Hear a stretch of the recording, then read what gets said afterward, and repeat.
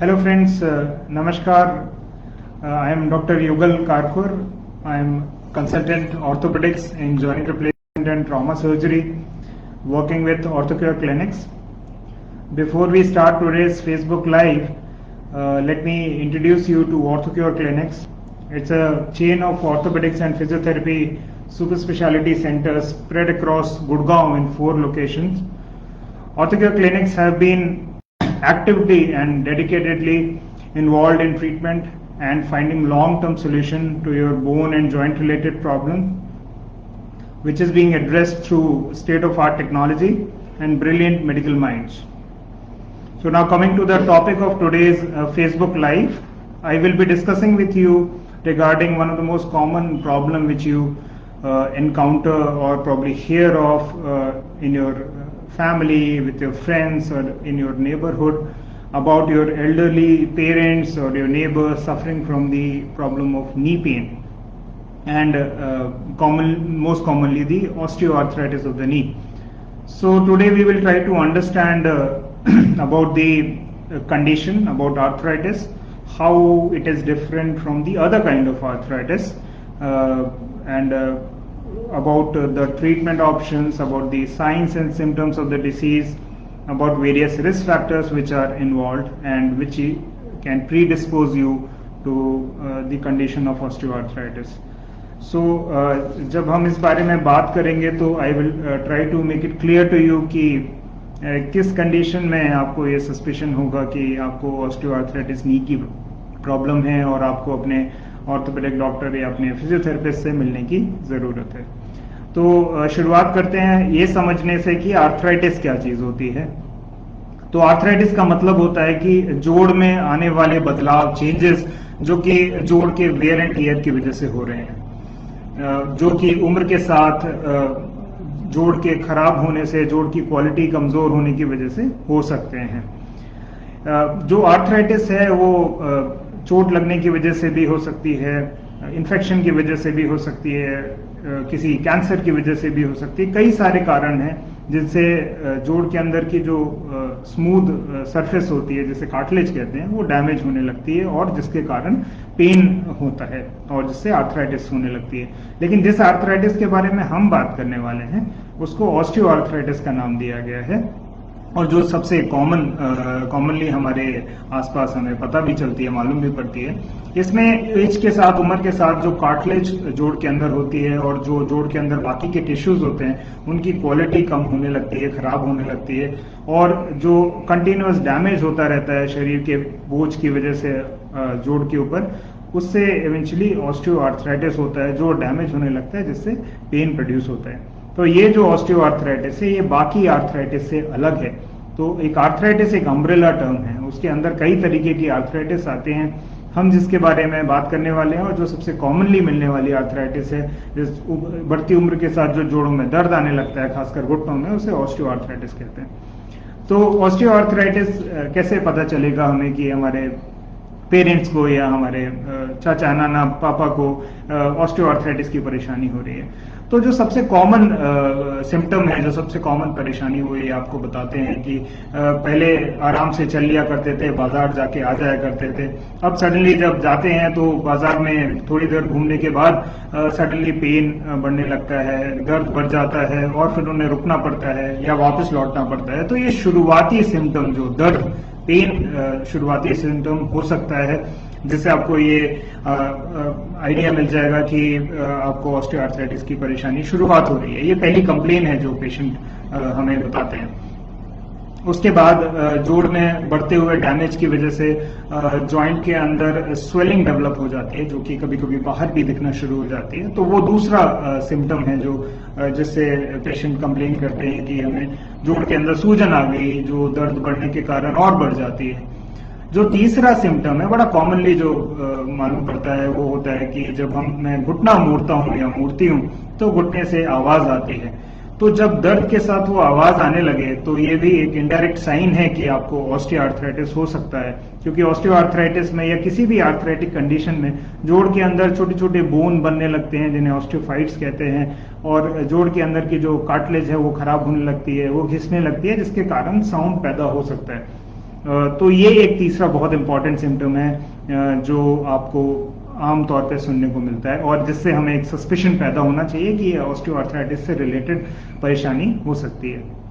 जो चौथा सिम्टम है वो होता है कि पहले तो मैं कॉमनली सुनने को मिलता है कि पहले तो मैं पूजा के लिए जमीन पे बैठ जाती थी आसानी से, लेकिन अब बैठा नहीं जाता, अब चौकी का इस्तेमाल करना पड़ता है, पैर पूरी तरह मुड़ते नहीं है। या फिर हमारे जो मुस्लिम फ्रेंड्स हैं उनको नमाज पहले आसानी से पढ़ लेते थे, अब घुटने मोड़ के बैठने पे नमाज में बहुत तकलीफ होती है।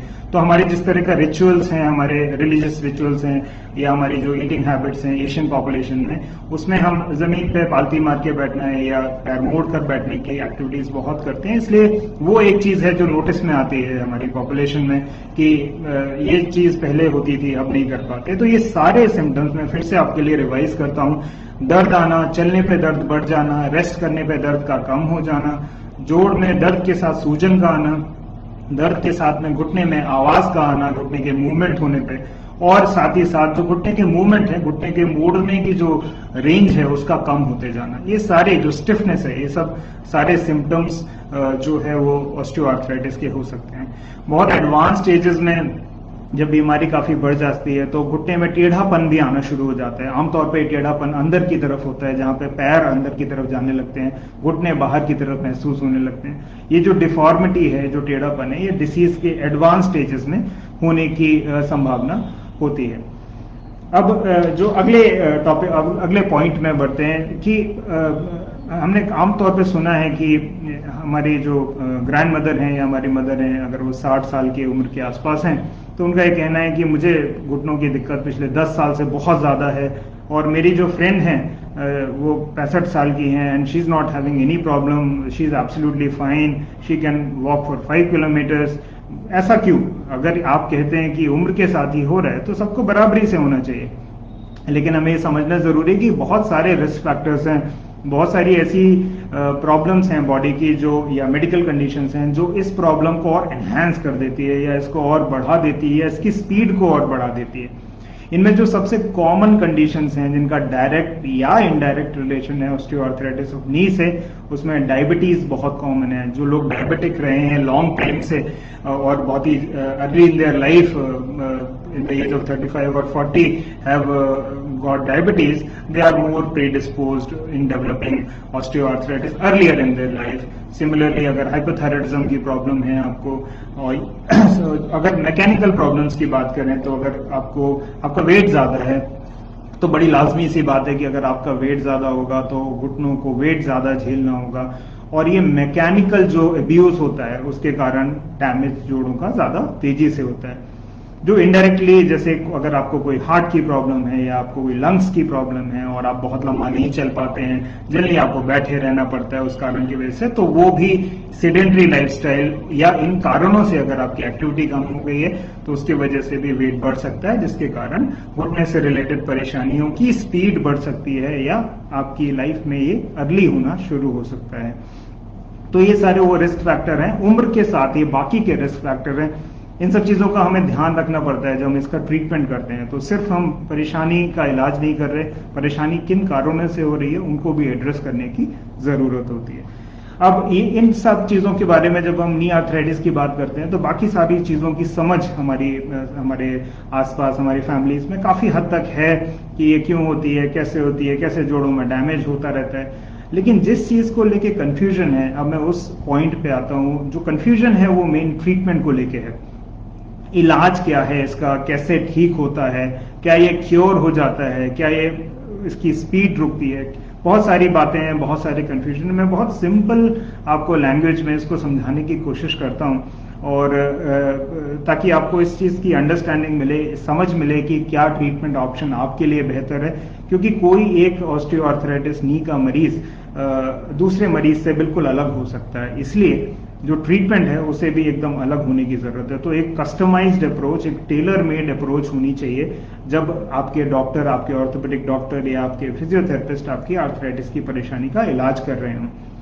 तो बीमारी की शुरुआत में जब जो बीमारी है वो अपने बहुत ही शुरुआती स्टेज में है, बहुत माइल्ड सिम्टम्स हैं, आपको थोड़ा दूर चलते हैं आप, उसके बाद ही आपको दर्द होता है, और अगर आप रेस्ट कर रहे हैं या सुबह उठते हैं, ज़्यादा चलते नहीं हैं, तो आप ठीक रहते हैं, तो अंदेशा इस बात का ज़्यादा होता है कि आपको शायद बहुत माइल्ड फॉर्म ऑफ डिसीज है, शुरुआती अर्ली ऑस्टियोआर्थराइटिस है। जब जोड़ में जो डैमेज है वो जोड़ के एक कंपार्टमेंट में लिमिटेड है। जैसे आप इस मॉडल में अगर देखेंगे तो ये जॉइंट, ये जो आपका नी जॉइंट है, तो इस नी जॉइंट का एक कंपार्टमेंट बाहर की तरफ होता है, एक कंपार्टमेंट अंदर की तरफ होता है, और एक ये कंपार्टमेंट होता है जो नी कैप के साथ जॉइंट बनाता है। तो ये 3 कंपार्टमेंट्स होते हैं नी के अंदर। जो शुरुआत होती है डिसीज की वो जनरली अंदरूनी कंपार्टमेंट से होती है, अंदर की तरफ से होती है, इसलिए आमतौर पर दर्द भी हमेशा अंदर की तरफ आपको मोस्टली सुनने को मिलता है। तो शुरुआत इसकी यहाँ से होती है। अगर सिर्फ वो वाला पार्ट इन्वॉल्व है या दर्द सिर्फ चलने पे है और रेस्ट पे नहीं है, आप फिर भी आराम से अपने डेली के काम कर पा रहे हैं, तो हो सकता है आपको अर्ली ऑस्टियोआर्थराइटिस या माइल्ड फॉर्म ऑफ ऑस्टियोआर्थराइटिस है। इस स्टेज में जो मेडिसिन हैं, पेन की मेडिसिन, हालांकि इनका रोल बहुत लिमिटेड है, दर्द के लिए डेफिनेटली काम किए हैं लेकिन वो आपका ट्रीटमेंट नहीं है। प्लस फिजियोथेरेपी, मसल स्ट्रेंथनिंग का बहुत रोल है, क्योंकि ये सब करने से जो आपके सिम्टम्स हैं, जो आपकी डेली एक्टिविटीज हैं, वो तो बिल्कुल हेल्प मिलता है उसमें, लेकिन साथ साथ आपकी जो डिसीज की प्रोग्रेस है, जो स्पीड है, उसको भी स्लो करने में मदद मिलती है। जो दूसरी स्टेज है डिसीज की, जो मॉडरेट ऑस्टियोआर्थराइटिस होती है, उसमें जो डिसीज है वो थोड़ा सा और आगे की तरफ प्रोग्रेस कर जाती है, एक कंपार्टमेंट से दूसरे कंपार्टमेंट में जा सकती है, और जो डैमेज है उसकी सिविरिटी थोड़ी और बढ़ जाती है। और ऐसे केस में आमतौर पे ये पता चलता है, और क्लिनिकली हमें ये बात, आपके डॉक्टर को ये बात तब पता चलती है कि अगर मेडिसिन और फिजियोथेरेपी अगर आप रेगुलर कर रहे हैं, उसके बावजूद आपको आराम पूरी तरह नहीं है, या उसे 20-30% आराम है, आप खुश नहीं है उससे, दर्द फिर भी बना हुआ है, आप बेड से उठते हैं मॉर्निंग में तो पेन के साथ उठते हैं, अगर ये सारी चीजें हो रही हैं तो शायद आपकी डिसीज थोड़ा सा और आगे प्रोग्रेस कर गई है। इसको समझने का जो दूसरा तरीका होता है वो घुटनों के एक्सरेज होते हैं। एक्सरेज ऑस्टियोआर्थराइटिस की डायग्नोसिस के लिए आज भी गोल्ड स्टैंडर्ड इन्वेस्टिगेशन है, जांच है। बहुत हाई फाई जांचें हैं या कुछ और एमआरआई और सीटी स्कैन बहुत ज्यादा मदद नहीं करते ऑस्टियोआर्थराइटिस की डायग्नोसिस के लिए। एक एक्सरे, एक वजन डाल के किया हुआ X-ray, weight bearing X-ray is more than sufficient if you want to diagnose an osteoarthritis of the knee. और तो मॉडरेट स्टेज में ये जो ऑस्टियोआर्थराइटिस की परेशानी है वो एक्सरे में भी बढ़ती हुई नजर आती है। और दूसरी जो केस है कि अगर इन्फेक्शन नहीं हो रहा है और और अगर आपका पेन ठीक नहीं हो रहा है और फिजियोथेरेपी या मेडिसिन से, तो फिर उस केस में आपको घुटनों में इंजेक्शंस का इस्तेमाल किया जाता है। लोग बहुत इंजेक्शंस के नाम से डरते हैं कि घुटने के अंदर इंजेक्शन नहीं लगवाना, हड्डी के अंदर इंजेक्शन नहीं लगवाना। आमतौर पर मैं मेरे क्लिनिक की प्रैक्टिस में ये चीज काफी कॉमनली एनकाउंटर करता हूँ, और मैं नहीं मानता कि किसी की गलती है। डर लाजमी है, लेकिन एजुकेट जितना हम उस बारे में समझते जाते हैं उतना वो चीज हमें आसान लगती है और उसकी एक्सेप्टेबिलिटी भी बढ़ती जाती है। जो कॉमनली पहले इंजेक्शंस यूज करते थे वो स्टेरॉइड के इंजेक्शंस यूज करते थे, काफी लो डोज में जॉइंट्स में स्टेरॉइड लगा देते थे, जिसके कारण जोड़ के अंदर की स्वेलिंग, स्टेरॉइड स्वेलिंग कम करने का काम करता है। उस वजह से जोड़ों में स्वेलिंग कम हो जाती थी, पेन कम हो जाता था। वो अच्छी चीज थी, लेकिन जो खराब चीज थी वो ये थी कि जो इसका इफेक्ट है वो बहुत लिमिटेड था। बहुत जल्दी इसका इफेक्ट चला जाता था, पेन दोबारा लौट के आ जाता था। उससे ज्यादा जो प्रॉब्लम थी कि कभी कभी ये स्टेरॉइड कार्टिलेज को बहुत डैमेज करने लगती है, तो वो भी कई सारी स्टडीज में पाया गया। तो स्टेरॉइड के यूज को उतना ज्यादा प्रोपोगेट नहीं किया जाता, उतना ज्यादा इनकरेज नहीं किया जा सकता। कुछ लिमिटेड इंडिकेशंस हैं जिनमें उसका इस्तेमाल आज भी किया जाता है।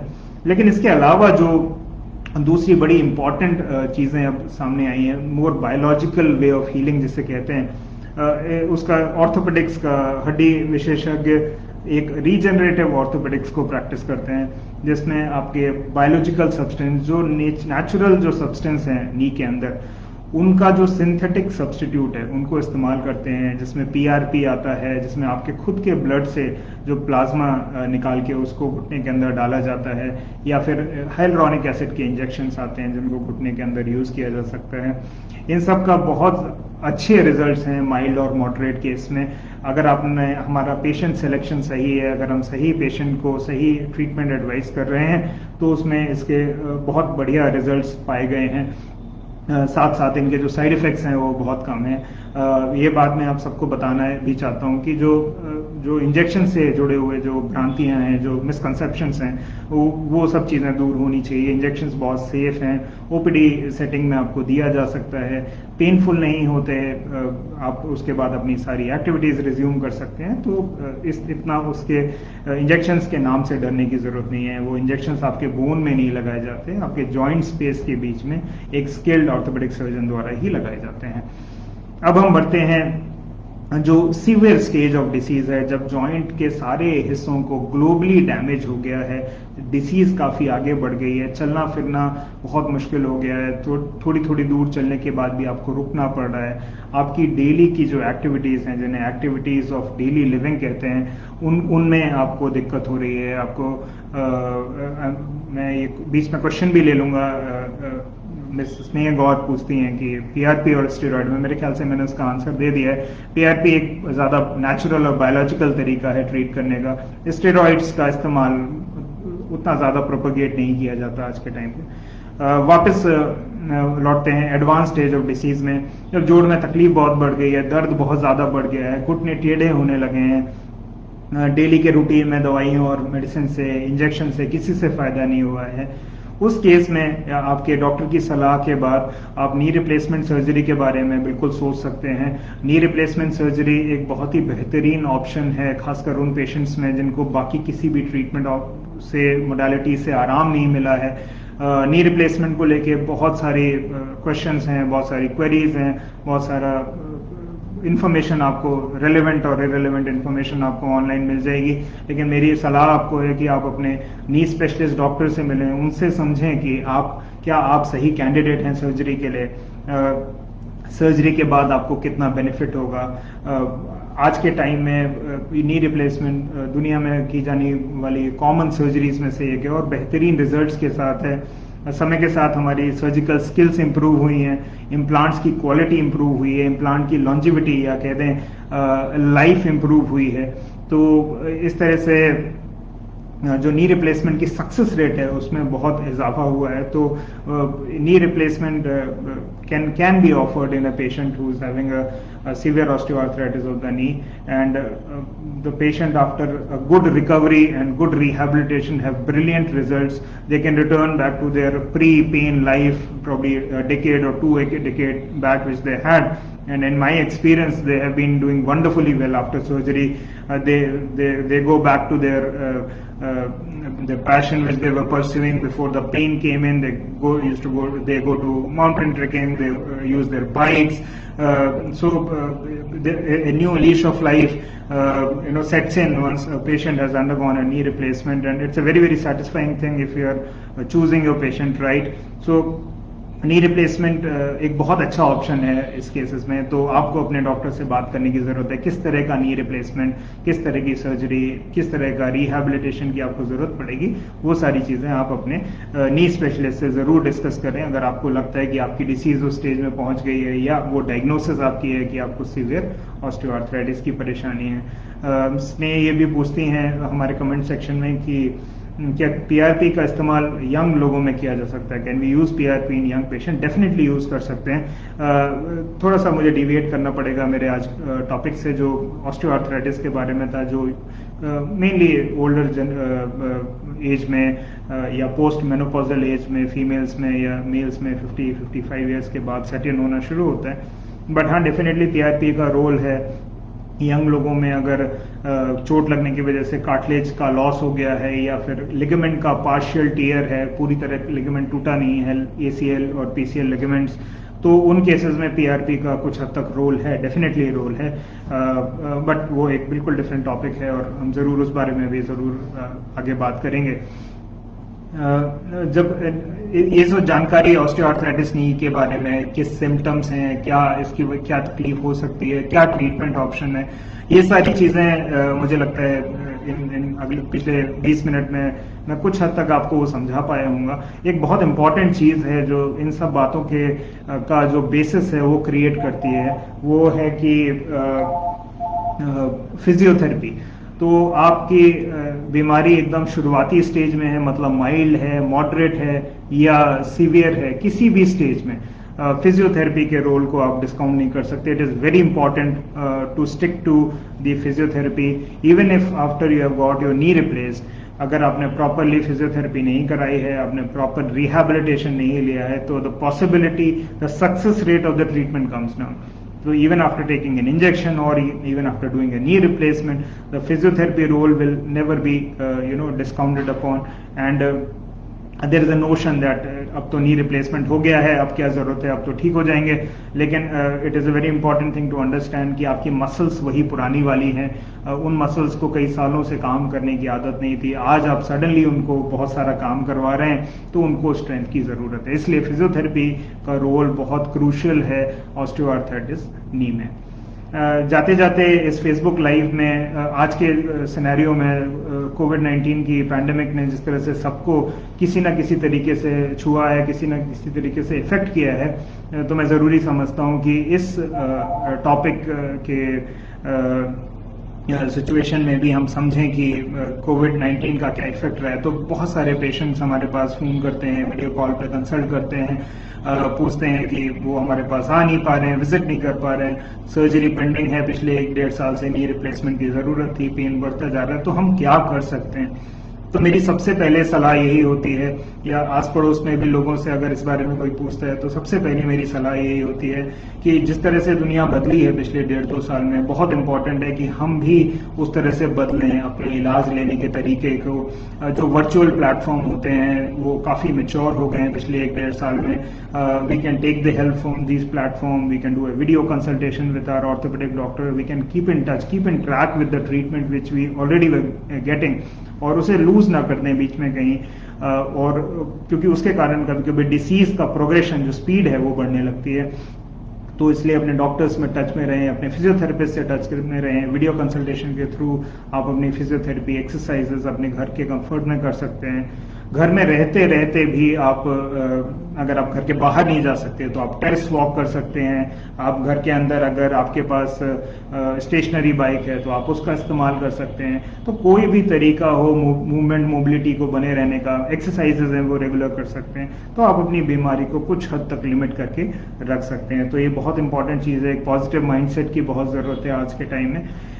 तो ये सारी चीज़ें हैं जो आपको इसके बारे में समझनी है, ऑस्टियोआर्थराइटिस के बारे में. अगर आप किसी और टॉपिक पे भी डिस्कस करना चाहते हैं या चाहते हैं कि कुछ आप और किसी टॉपिक में मैं बात करूं, तो वो कमेंट सेक्शन में आप मेंशन कर सकते हैं. हम अगली बार उसके बारे में भी आपको प्रेजेंटेशन दे सकते हैं. मिस नेग और ये पूछते हैं कि व्हाट इज़ हेल्पफुल, फिजियोथेरेपी और PRP?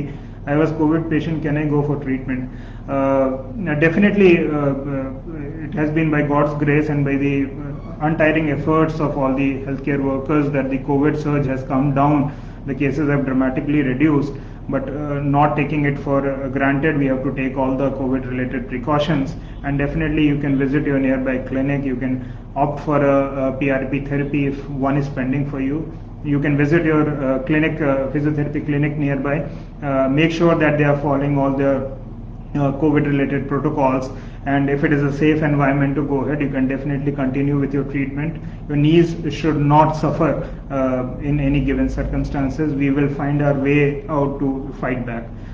सो इस फेसबुक लाइव को हम अब यहीं ख़त्म करते हैं. अगर आपको कोई क्वेश्चंस पूछने हैं, अभी भी अगर आप पूछना चाहते हैं, तो आपको कमेंट सेक्शंस में वो मेंशन कर सकते हैं. उसका जवाब मैं आपको जल्दी से जल्दी देने की कोशिश करूंगा. अगर कोई नेक्स्ट टॉपिक जिसके बारे में आप मुझसे बात करना चाहते हैं या आप चाहते हैं मैं डिस्कस करूं, आप उसको भी मेंशन कर सकते हैं और हम उसमें अपना नेक्स्ट फेसबुक लाइव सेशन कर सकते हैं. Thank you. नमस्कार.